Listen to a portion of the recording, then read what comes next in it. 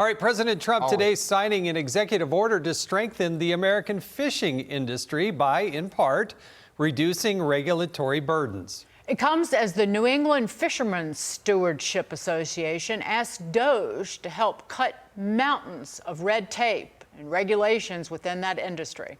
Joining us now is the Chief Operating Officer of the organization, Dustin Delano. Did I say it right? Delano.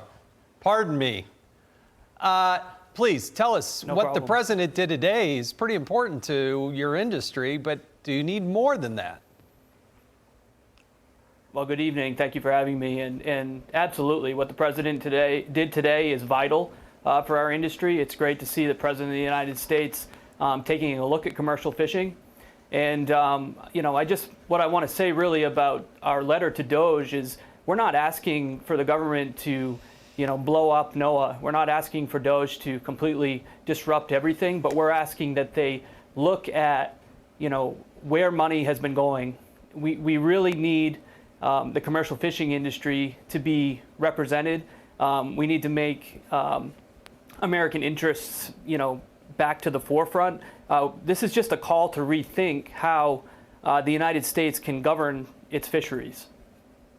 Dustin, tell us, though, some of the regulations and the red tape that commercial fishing operations have to deal with that should be rolled back by DOGE. Just some of the hurdles that fishermen face that shouldn't be there.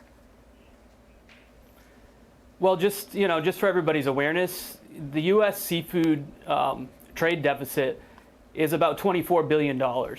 American commercial fishermen are some of the most regulated in the entire world, and yet the United States imports around 80% or more of the seafood that Americans consume from countries like China, where there's hardly any regulation at all. And, our fishing fleet is being squeezed out, and in a lot of places, they're down to just very few vessels left. We really need to be paying attention to the research that we're doing, the stock assessments we're completing. NEFSA very much wants to encourage cooperative research with industry stakeholders and scientists. There are some things in NOAA that are fantastic. The cooperative research branch, those types of things are what we can improve and what we can move forward with that will help make fishing more of a priority. Well, in the name of environmentalism and trying to save the planet, oftentimes they want to come in and shut down an industry like yours, which provides a great product, is American-made, employs a lot of Americans, and they don't seem to find the right balance. Am I off base on that? No, you're not off base at all. I mean, it appears to most commercial fishermen that funding and programs within NOAA have really favored, the climate change agenda.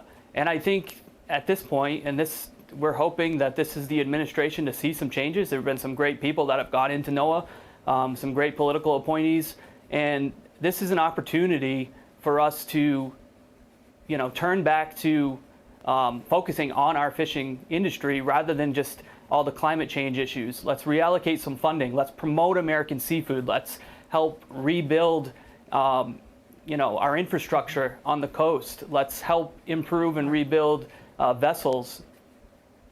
Dustin, thank you so much. Dustin Delano, and we should thank the fishermen, because without the fishermen from Loper Bright Enterprises, we would not have gotten the Chevron doctrine overturned and siphoned power away from the bureaucratic state. So hallelujah to that one. Jason Chaffin. Absolutely.